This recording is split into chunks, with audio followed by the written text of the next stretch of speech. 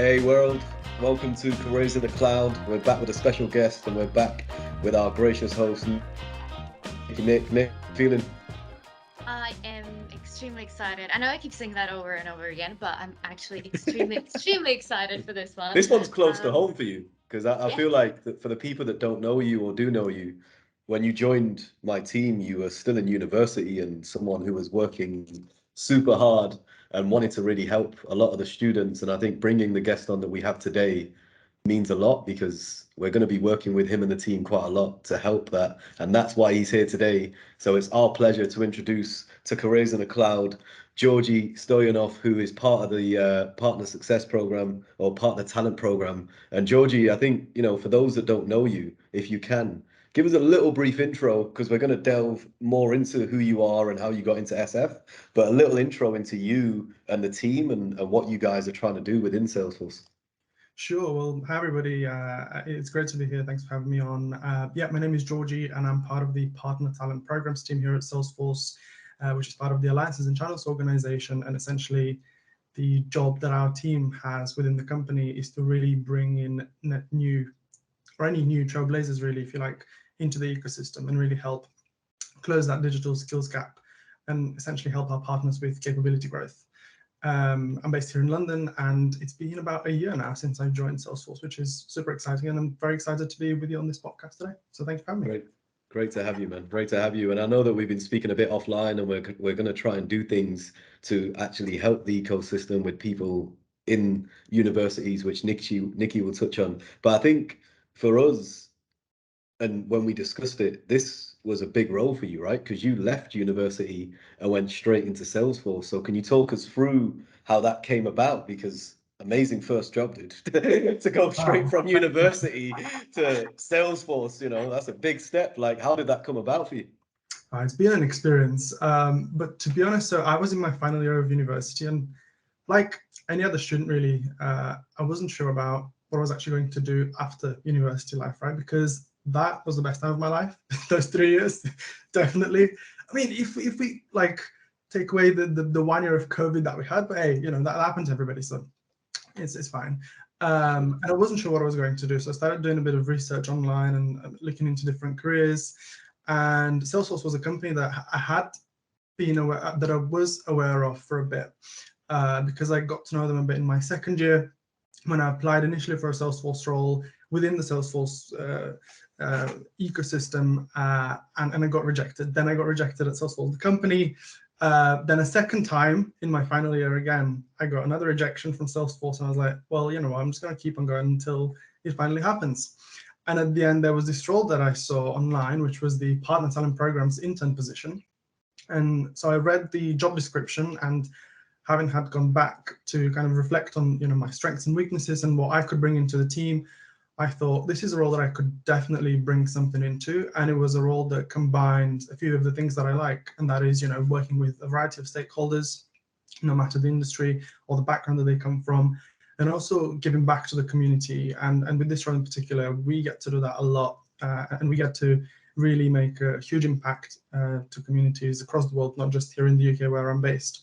So that was definitely something that caught my eye. I applied, I met my manager, Holly, who I did my interviews with, and eventually got the role. It was a summer internship, so lasted about 2.5 months to 3 months. And then on the 1st of October, I came back as a full-time employee, and it's been an experience since. It's been fun. Congrats, mate. Persistence. It's refreshing to hear, right? You were still in university, you get rejected again, but then you see another role and they liked you so much, even though at that point you were an intern, not getting paid, and it was never going to be guaranteed that you would even go full time. You left a mark, and they took you full time, and we're here, and you're actually contributing to the ecosystem in a massive way along with the rest of the team. The one thing that I think for me and Nick working with Salesforce directly and so many in the ecosystem, what are the best things for you to work for Salesforce apart from the mug and Astro in the background? Oh, yeah, I can see Astro there. Thanks for noticing that. So it was on purpose. But no, I think the best thing is definitely about the type of work that we get to do with my direct team in Partner Alliances and the Alliances and Channels organization. We work with a variety of organizations and partners and customers that are really committed to the cause that we all share, which is to really open doors to opportunities to those that are underrepresented in the tech industry and do that in a meaningful way.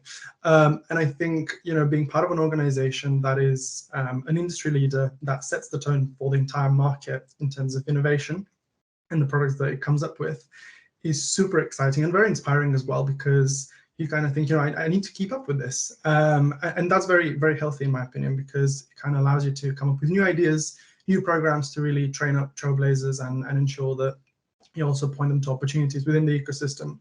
And yeah, I think that's probably one of the best things about working at Salesforce, alongside the values that the company has, which are definitely mirrored in all of our partners and customers, doing well and doing good, giving back to the communities, with equality and diversity being our central focus and mission. So yeah, it's been a pleasure being part of the company so far. I'm excited about what my future looks like within the company. So yeah. Definitely sounds like you have a good baseline there of everything happening, alongside. I think the previous podcast actually with Cedric also touched how every bit of, Salesforce matters, from the smell, from the surroundings, obviously from different people supporting different areas, and that's what it makes it so amazing. What would you say actually is the biggest scalable gap that you currently see in the ecosystem? Is there something particular that you want to highlight from your perspective, obviously? Nicoletta, I think that the one skill that we're really looking for in Trailblazers is Salesforce skills. And there's a huge skills gap, and that's why we're working with so many partners and organizations to try and close that gap. And when I say Salesforce skills, that can be quite broad, I know, but essentially it means being able to get hands-on with Salesforce technology, to be able to use the platform, whatever role you're in. You might be an administrator, a developer, a consultant, working on the different clouds, whether you're in a marketing cloud role or a role that's more focused on sales or commerce cloud. Being able to really get hands-on with Salesforce technology is what we're seeing as a massive gap at the moment. That alongside, of course, soft skills like being able to work with various stakeholders, being able to build and manage relationships, and that is all things that can be learned, right? Nobody is born with those skills, and we know that the programs that we support, that workforce development organizations from, for example, that we create internally, can be a massive tool in really getting anybody who's interested in pursuing a career in the Salesforce ecosystem to actually learn those skills and have a meaningful professional journey in the Salesforce space. So I'd say that Salesforce skills is probably the biggest gap that we're experiencing right now. 100%, absolutely understandable. All right, and when it comes to actually bringing new talents and building them, why is it so important to be focusing on that? I don't think enough people realize the important, factors of building those talents, bringing them into the ecosystem. Yeah, well, I think it's important for a few reasons, and number one is we want to make sure that we address the issue that exists within technology and the technology sector overall, which includes Salesforce too, and the Salesforce ecosystem, which is that of representation. We want to have more diversity and more equality in the Salesforce ecosystem, and that's why any program that we come up with and that we create or support, we want to make sure that diversity is really right at the center of everything that we do. Be that a program like Skills to Succeed in South Africa that we recently did with Accenture, which is a huge Salesforce partner, where we trained 97 trailblazers from low socioeconomic backgrounds, and Accenture committed to hiring all 97 of them into their Salesforce practice, which was massive for us. Or supporting programs that are run by organizations like Refugee Force, where they train up refugees on Salesforce, and then we help place them into the ecosystem and roles within the Salesforce ecosystem. It's super inspiring, and we want to do that so that nobody's left behind. And there's also the moral standpoint, right? From an ethical standpoint, it's the right thing to do. Is the right thing to do to address the digital skills gap by bringing everybody on board and by making sure that you open opportunities to those that have been sometimes overlooked by the tech sector and continue to be. And we don't want to be part of that. We want to lead on this together with our partners, with our customers, and with workforce development organizations that we work with, and with you as well. That Hemi and Nicoletta, that we have you today, that I'm doing this podcast with you. You're an integral part of our ecosystem. And that's the sort of moral case, right? Doing the right thing But also from a business standpoint, having more diverse viewpoints in all stages of making business and doing business is hugely important, right? That way you understand the customer base a bit better, because not everybody in the customer base or all customers look the same or think the same. Everybody has a different opinion on things and different needs as well. And as a business, you need to understand all of them. So I think that there's a few points as to why we really need to address this in a way that is impactful and in the way that it promotes diversity and inclusion in the wider ecosystem. And that's why we're proud about the things that we're doing together with our partners and customers, and leading on the Salesforce side as well. Sure, man. You're making a difference, Georgie, because I think, you touched on certain partners like Refugee Force, what you did with Accenture, and it's so needed. It's so needed. I mean, on our side, we try and have that conversation with so many partners and people where you say you have to start from within, you have to train from within. The one thing I wanted to ask you as well is the soft skills you touched on, right? And it's huge. And you said something that was so true about it's something that could be learned. And I think a lot of people think that it can't, especially those that are in tech, and even students who are a little bit more introverted and feel that they can't learn those skills. You've worked at Salesforce for a year. You articulate yourself very well. You come across very sharp. How has Salesforce helped you in that year with your soft skills and the fact you're working with so many global people, partners, obviously across EMEA that think different, sound different? What are some of the things that you got taught? Yeah, I think, well, firstly, it was very important for me to get that internship experience last year, because coming into it, I was really hoping that it would be an active internship and not a place where I would just go in and shadow people and see what they do, and that's it. Clock hours, 5 o'clock, and just go home. Although it was virtual, so stay at home. But yeah, I think my manager especially, she gave me a lot of ownership from day one. So I remember that I joined in mid-June, and in the first week of July, she had put me up for a presentation with a South African university and a South African customer of ours, Standard Bank, which was huge. And I thought, why is she trusting me so much?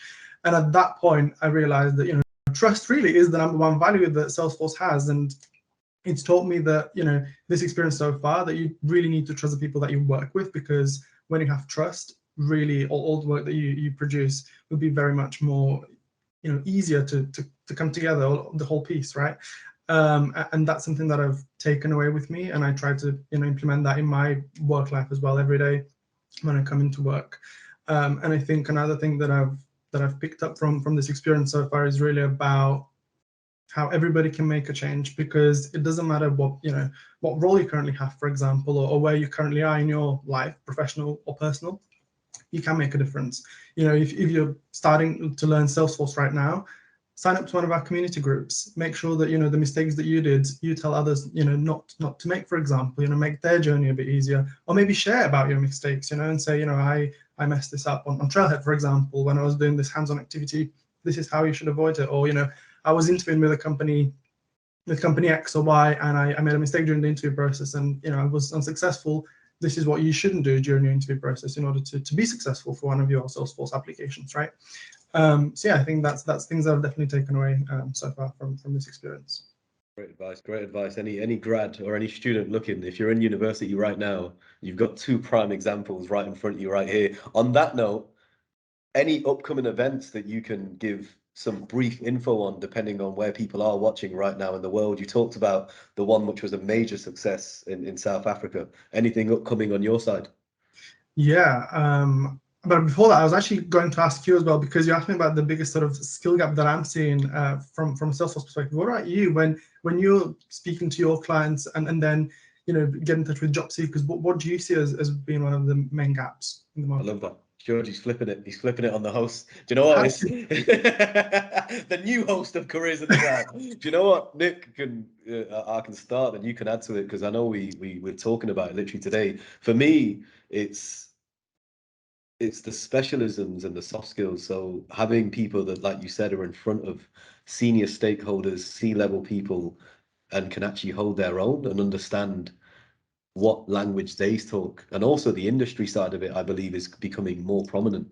So people are going more industry focused. And I think that's what I've seen within Salesforce, the way they set up their teams within the AEs and the alliance partners as well. So having the tech, but also having people from the industry, And I think you touched on it as well, Georgie. You can go in so many different areas, man. You don't have to be a techie. You can be an admin, a BA, a project manager. You can be completely functional. You don't even have to love the whole of technology. With Salesforce, the one thing that attracted me as someone who wasn't overly technical was how easy it is to understand and how much you can actually immerse yourself into the ecosystem without having to be involved in all the nitty-gritty back-end stuff. And I think that's what I'm hoping to see more of. I'm hoping to see more people taking that leap. And I think hopefully we're going to get there. And I think we do need new blood. I think we can't rely on the seniors that are in the ecosystem because they're simply not enough. And I think now's the time where my customers, and I know the customers that Nick worked with, are actually smelling the coffee now and actually realizing that you can go out to all the agencies in the world, but they're never going to find that golden unicorn. You have to kind of train it from within. Nick, what about you? Definitely agree with what you said. I think what I would like to see more also is people, obviously, like Salesforce ecosystem is generally very open-minded. But when we speak about professionals who have been in one industry for a very, very long time, there's a little bit of this like uncertainty switching into a different industry. I think it's quite aligned with what you just said, Hemi. So perhaps when you actually bring new people and new blood into the ecosystem, people are more curious, more open-minded, and more kind of willing to test the waters elsewhere. I think that's also something I'm kind of hoping to look for or see more in new talents. And actually flipping it even more, I think clients, partners, and customers should also be more looking for people with like less experienced basically in general. That's basically what we're talking about in this podcast, right? Just giving like more people chances and understanding that they can actually bring a huge value, either if it's from their ideas, outside of Salesforce at all, or just generally being curious and maybe coming up with something that you would never think about. Yeah. I mean, couldn't agree more with what you said there. And it's so interesting to hear your insights as well, being on kind of like the same side of things as myself as well in the team that I sit in. But also the goal's the same, right? The goal's the same. The journeys are different. But the one thing as well, I'm speaking to people, and you probably see it, Georgie, as well, like sales, like pre-sales and account executives and those areas of Salesforce are becoming so needed right now. Like everyone, like we're helping companies like Own Backup, and the biggest need that we see right now, whether you're an SI, whether you're an ISV partner, is someone who has those soft skills. So if you're in university or someone who has been in sales and never worked in tech, there's a chance you can cross over very easy because you've got half of the fight. You've already got those skills. You just now need to train yourself on a different area. And look, so many things are teachable, right? You can't change who you are, but you can definitely teach attitude, you can teach soft skills, and you can teach tech, and that's something that I hope we spread the message on the event. I mean, look, the one thing that I hope the audience will get from this is Georgie kindly partaked in doing an event with Greenwich University that Nikki organized, being part of Greenwich University and graduating recently. It's something that we're going to be doing in October the 11th, I believe, Nick, or is it the 12th? The 12th. We're going to have different partners there. Georgie's going to be speaking, and he's going to be up there, and he's going to be riling the crowd and showing the passion. Apart from that event, Georgie, is there anything else on your periphery, anything else that you guys have got planned within the team? Yeah, well, I'm super excited about the University of Greenwich event. I can't wait for it. October can't come soon enough. But something else that we're doing in October, actually, is another round of a program that we run here at Salesforce called Salesforce Fundamentals. Now, the exact dates will be confirmed shortly, but stay up to date with that. I would just recommend following Salesforce or the Salesforce Partners LinkedIn page, because all of the comms will be communicated through those channels. But essentially, Salesforce Fundamentals is a 3-week free course for anybody that's interested in learning a bit about Salesforce, or maybe kickstarting their Salesforce professional journey, right? It will introduce you to what Salesforce is, what is Salesforce technology, and who Salesforce partners are.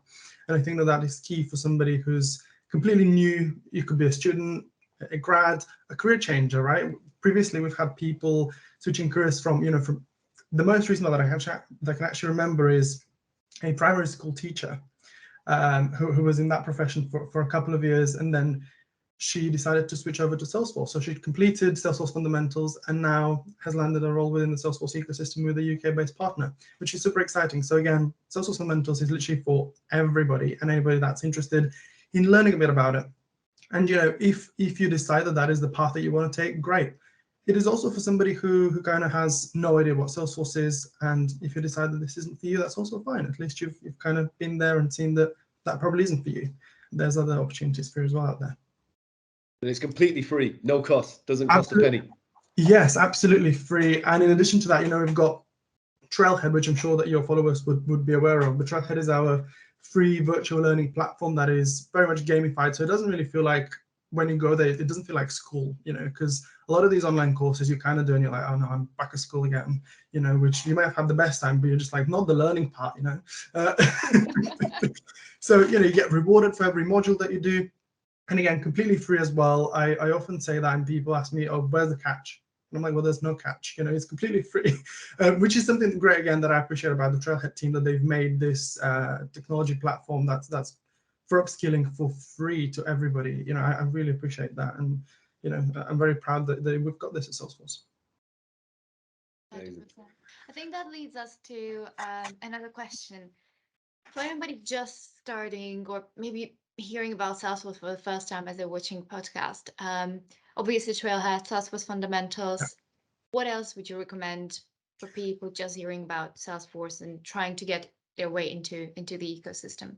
Well, I would say firstly connecting with you too, because you're part of the ecosystem, so you can definitely share your advice, and myself as well, of course. We're all up for networking and sharing our tips and ideas and struggles as well, right? Everything is part of the process. But I think for anybody starting their Salesforce journey or thinking about learning about Salesforce and what that actually is, because when I was at university, I had done my research, but I'll tell you the truth, until I actually started and a couple of months passed, I couldn't wrap my head around the tech or how the license and channels function worked. It took a while. So that's absolutely normal. But what I would say is absolutely, yeah, join fundamentals, join those info sessions at your university or college if they're running those.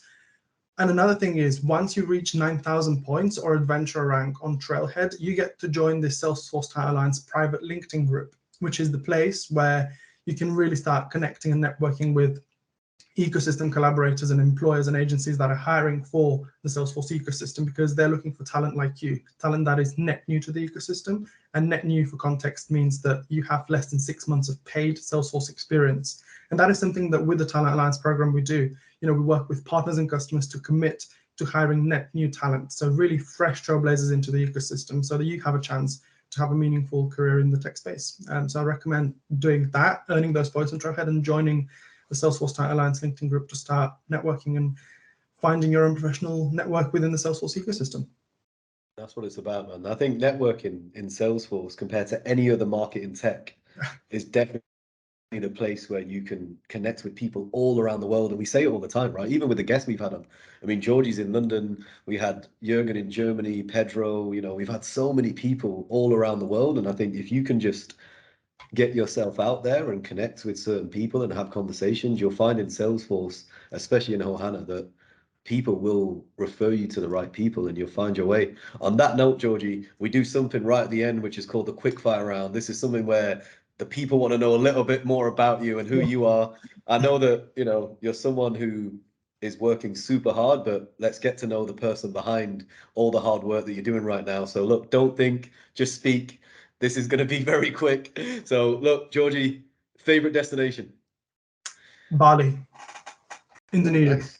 Yeah, never been, but I really want to go. He's going to be there soon, guys. If you're in Indonesia and you're looking to get in Salesforce, Georgie will be hit there me very up. soon. Yeah. Happy to have a chat during my holiday.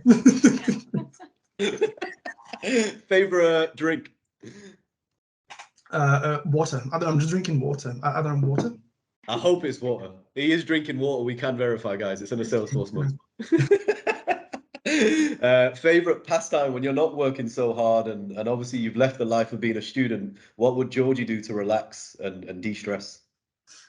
I would go to Chinatown in London because that's my favorite place for some nice food. I love Chinese food, so that's where I can get the best of it. Yeah. Cool. We'll end on that one because I share that commonality, and I think we're going to be there very soon after the Greenwich University event. But Georgie, you have been an amazing guest, and I think you're someone that everyone can look at and actually see that it's possible. You know, you literally left university a year ago. You're doing so much already within Salesforce, one of the best employers in the world, and you're actually helping others now get that same platform and hopefully get into the ecosystem. So thank you. You've come across so well. I'm sure a lot of watching this are going to take so much from it and get a little bit of advice. And even if you just get something from it, it's be persistent. Because if Georgie didn't apply 3 times, we wouldn't be having this call right now. Pretty much. But no, thank you, Nicoletta and Hemi, both of you. You know, it's been an absolute pleasure, and I'd love to do it again one time. You know, maybe in person this time. Yeah, that'd be fun. Sure, for sure. Appreciate you, mate. Thank you, Nikki. Thanks for bringing this one together, and I look forward to seeing you both in London very soon. Yeah. Thank See you in you, October. guys.